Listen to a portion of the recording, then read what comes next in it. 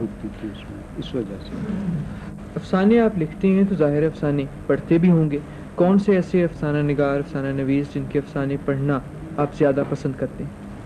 پچھلے دنوں میں نے ایک افسانہ پڑھا، بلکہ سنا بھی تھا، تو وہ تھا اپنا منشا یاد صاحب کا ڈنگر بولی، جو کہ مجھے بہت پسند آیا۔ انہوں نے ایک ہیومن سچویشن کو جانوروں کی زبان سے ادا کیا ہے، بہت خوبصورت تھا، اور ان کی کتاب بھی چھپ چکی ہے، اور ان کے افسانے اچھے ہوتے ہیں۔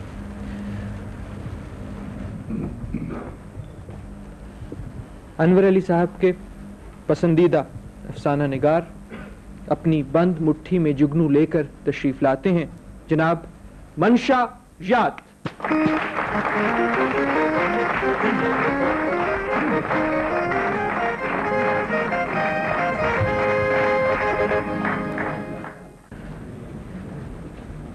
منشا یاد صاحب، آپ انور علی صاحب کے پسندیدہ افسانہ نگار، یہ بتائیے گا کہ آپ کو انور صاحب کا کون سا روپ زیادہ پسند ہے، بحیثیت افسانہ نویس یا بحیثیت کارٹونسٹ؟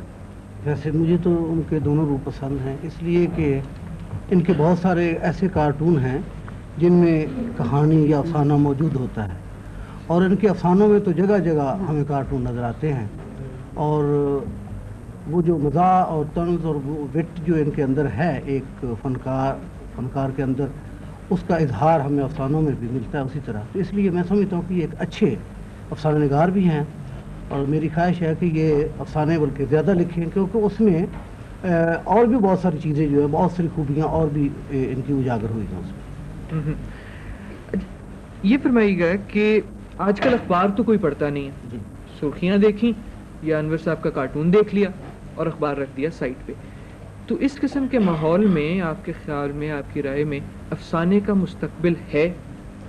جی بالکل ہے، اس لیے کہ پہلی بات تو یہ ہے کہ اخبار بھی لوگ پڑھتے ہیں، اور ایسے لوگ بھی ہیں جو شروع سے لے کر آخر تک پڑھتے ہیں، اشتہارات بھی پڑھتے ہیں، تلاش گمشدہ بھی پڑھتے ہیں، پروف ریڈر سے لیکن نہیں پڑھنے والے ہیں۔ اسی طرح افسانہ پڑھنے والے جو ہے وہ بھی موجود ہیں اس دنیا میں، ایک چھوٹی سی دنیا ان افسانوں کے قارئین کی بھی موجود ہے، اس لیے افسانہ نگار افسانے لکھتے ہیں، اور اس لیے بہت سارا افسانہ ہمارے ہاں لکھا جا رہا ہے، لکھا جاتا رہا ہے۔ اور میں یہ سمجھتا ہوں کہ اب تو جیسے جیسے کوئی معاشرہ، کوئی جو سماج ہے وہ آگے بڑھتا ہے اور وہ امیر ہوتا ہے، اس کی زبان زیادہ جب پھیلتی ہے، تو اس میں فکشن یا افسانہ، ناول، ڈرامہ، یہ اس میں زیادہ تعداد میں لکھا جاتا ہے، اور زیادہ اس کا مرتبہ جو ہے بلند ہوتا جاتا ہے۔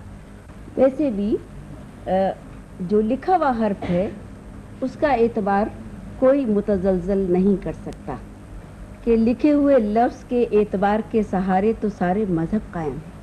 لفظ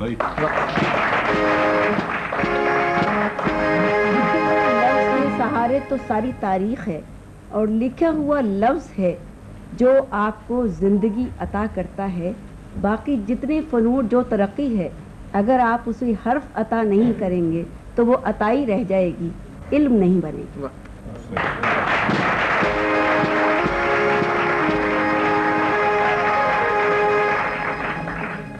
منشا صاحب، لکھے ہوئے حرف کے تقدس کے حوالے سے آپ کی جو پہچان ہے، جو وہ افسانے کے حوالے سے زیادہ، جو اور 4 کتابیں بھی آپ کی آئی مجموعے افسانوں کے، ایک کا جیسے میں ذکر کر رہا تھا بند مٹھی میں جگنو، لیکن آپ نے بھی ذکر کیا افسانے کے بعد ناول اور پھر ڈرامہ، تو ناول اور ڈرامے کی طرف بھی آپ کا رجحان رہا یا صرف افسانے تک محدود؟ ہاں، ڈرامہ تو میں نے لکھے ہیں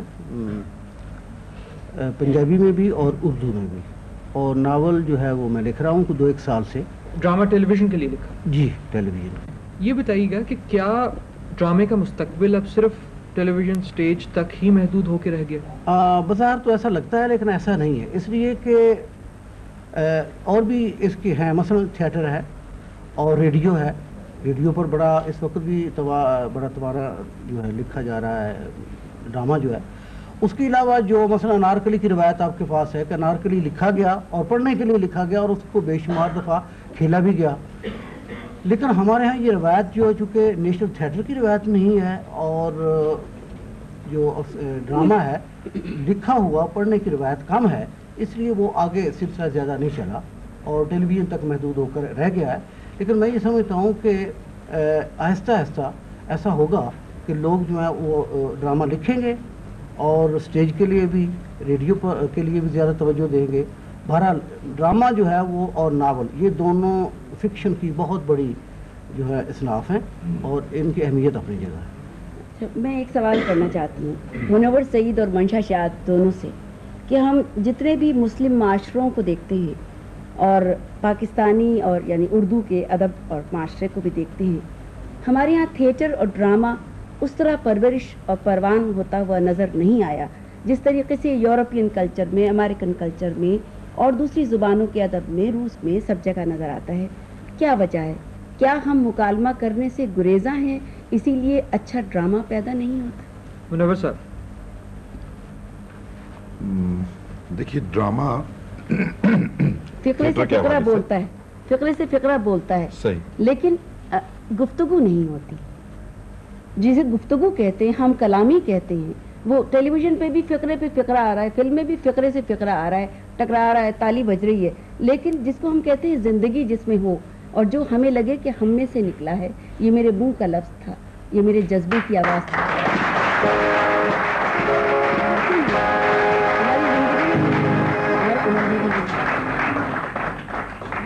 آپ صحیح فرما رہی ہیں. یعنی یہ ہمارے یعنی اس معاشرے میں ہی نہیں ہے ہم کلامی.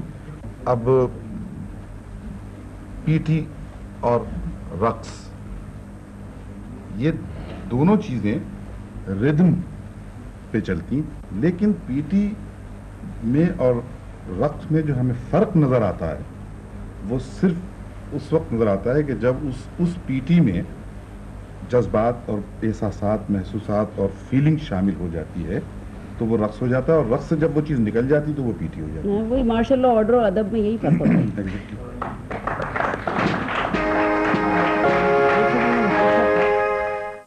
ڈرامہ تو ہمارے معاشرے میں مذہب کے حوالے سے آپ دیکھیں تو ناٹک جو تھا یا ریس جو تھا وہ ممنوع تھا یا اس کی روایت نہیں تھی، اور نیشنل تھیٹر کی تو بالکل ہمارے ہاں نہیں ہے. تو اب جب یہ ٹیلی ویژن آیا تو یہ ڈرامہ جو ہے سامنے آیا اور لوگ جو اس میں حصہ لینے لگے، تو یہ روایت چونکہ پرانی نہیں ہے تو اب اس میں کام ہوگا، لوگ اس میں آئیں گے اور اس میں جو ہے وہ اکادمیوں کی اور ایسے ادارے جو ہیں قائم کرنے کی ضرورت ہے جو سکھائیں ایسا. کشور نائک صاحب، یہی بات آگے بڑھاتے ہوئے، کیا کوئی بھی فن، شاعری ہو یا اداکاری ہو، افسانہ نگاری ہو، سیکھا یا سکھایا جا سکتا ہے؟ دیکھیے یہ بہت آپ نے اچھا سوال کیا اور شکر ہے کہ آپ نے یہ سوال کیا، کیونکہ ہمارے ہاں دو چیزیں ہیں جن کو کہ ہم لوگوں نے اللہ کی طرف سے دین سمجھ لیا ہے. صرف ہمارے ملک میں یہ احساس ہے. ادب لکھنے والا اور جس میں تمام فنون شامل ہیں، ہم سمجھتے ہیں یہ پیدائشی ہوتا ہے، پیدائشی بس صحیح کہ ایک ایلیمنٹ ہوتا ہے، لیکن ساری دنیا کی زبانوں اور ادب اور یونیورسٹیوں میں یہ ہے کہ ایک ادیب اس وقت ادیب بنتا ہے جب وہ اپنے ملک کا ادب، بین الاقوامی ادب اور جو زبان وہ استعمال کر رہا ہے، جو اس کے ٹولز ہیں، اس کے بارے میں باقاعدہ تربیت لے، پڑھے، علم حاصل کرے، ڈگری لے، پھر وہ ادیب ہونے کا حقدار کہ اب لکھے.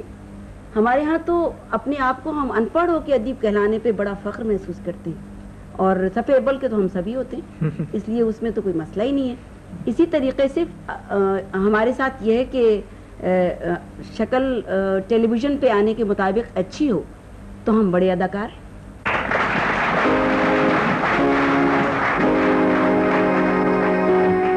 انور علی صاحب، آپ کے مہمان کشور نوید صاحبہ یہاں موجود ہیں، آپ بھی سفارش کریں کہ کچھ عنایت ہو، کوئی نظم، کوئی شعر.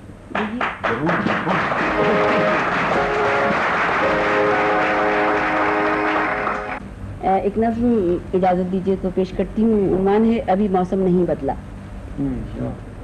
ابھی شادابیوں نے صبح کا آنگن نہیں دیکھا، ابھی دیوار و در سے خوف کے سائے نہیں سمٹے، ابھی ہیلا فروشی مکتب خواہش میں ٹھہری ہے، ابھی بھولی نہیں وہ داستاں جو ہم پہ بیتی ہے، ابھی موسم نہیں بدلا. ابھی تو شہر جانا میں طلسم رنگ پوچھے ہے، ابھی تو شہر جانا میں طلسم رنگ پوچھے ہے، زباں بندی کے صحرا سے نکل تو آئے ہو لیکن سخن کے شعلہ تائید کو ارزاں نہیں کرتے. नए मौसम को हरफ शौक का उन्वान नहीं वाह करते। वाह वाह नहीं।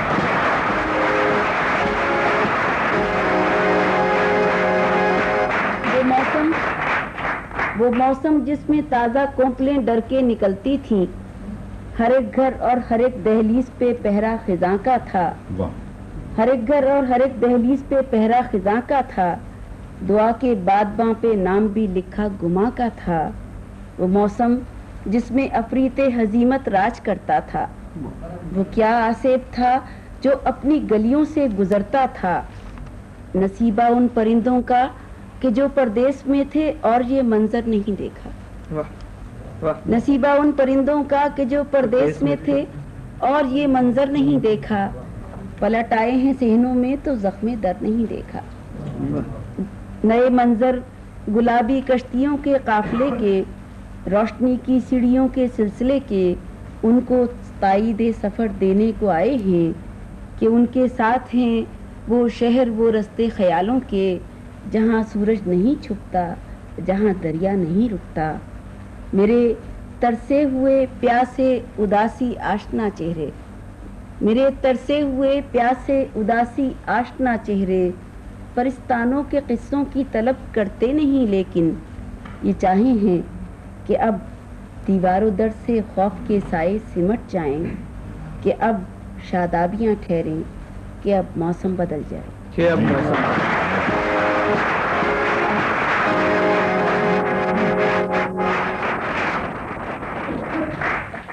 अच्छा मंशा साहब, अफसाना आप लिखते हैं, अफसाना भी दरअसल तारीख उस अहद की जिसके बारे में वो अफसाना है, लेकिन उर्दू अदब में शायद अफसाना निगार उतना मकबूल नहीं होता जितना शायर होता है।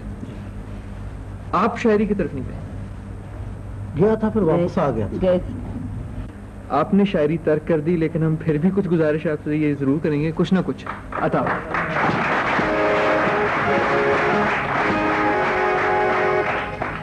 फिर मैं एक दो शेर आपको ऐसे सुनाता हूँ जहाँ मैंने शायरी छोड़ दी थी और अफसाने की तरफ आ गया था, और उसमें भी अफसाने ही का जिक्र है।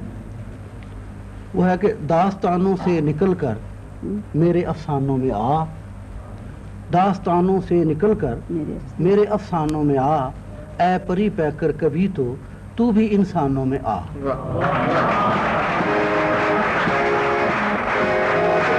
उसका दूसरा शेर था, अब्र की सूरत समुंदर छोड़ कर आया हूँ मैं, अब्र की सूरत समुंदर छोड़ कर आया हूँ मैं, बर्फ की सूरत पिघल कर तू भी मैदानों में आ।